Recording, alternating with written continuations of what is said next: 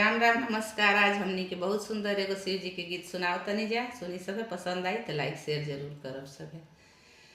फूल लोरे चलली गौरा देई बाबा फूलवान